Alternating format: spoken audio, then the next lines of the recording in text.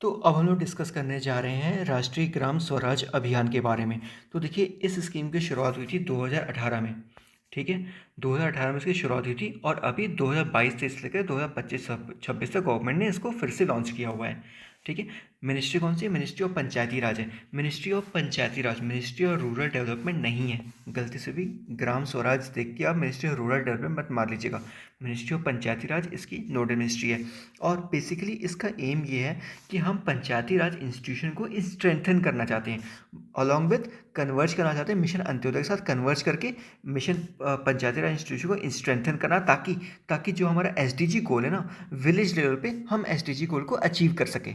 ठीक है, okay okay. अब बात करते हैं आउटले की। तो देखिए, इसका टोटल आउटले जो है वो 5,911 करोड़ है, जिसमें से सेंट्रल का शेयर 3700 करोड़ का होगा और स्टेट का शेयर 2,211 करोड़ के आसपास का होगा।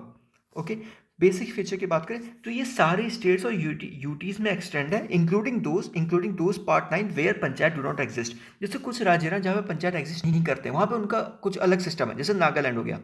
ठीक है, यहाँ पे ना पंचायती राज इंस्टीट्यूशन का सिस्टम नहीं है, इनका अपना सिस्टम है। तो ऐसे राज्यों में भी ये स्कीम जो है वो एक्सटेंड है। ऐसा नहीं कि इन राज्यों में एक्सटेंड नहीं होगी, नहीं, इन राज्यों में भी होगी।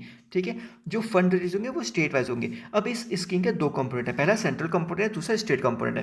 तो थोड़ा बहुत इसके भी कंपोनेंट हम देख लेते हैं। तो देखिए, जो सेंट्रल कंपोनेंट होंगे इसमें हम लोग इंसेंटिवाइजेशन ऑफ पंचायत होगा, national plan for technical assistance की बात करेंगे, मिशन मोड प्रोजेक्ट ऑन ई पंचायत होगा और कोलेबोरेशन विद इंस्टीट्यूट होगा। जहाँ तक बात है स्टेट कंपोनेंट की, तो ई इनेबलमेंट ऑफ पंचायत होगा, इसमें कैपेसिटी बिल्डिंग और ट्रेनिंग की बात होगी, इसमें panchayat buildings, training infrastructure, HR support, strengthening of gram sabha in PESA areas, distance learning via satcom, support for innovation, technical support. अब देखिए, पैसा एरिया समझते हैं, panchayat extension in scheduled area.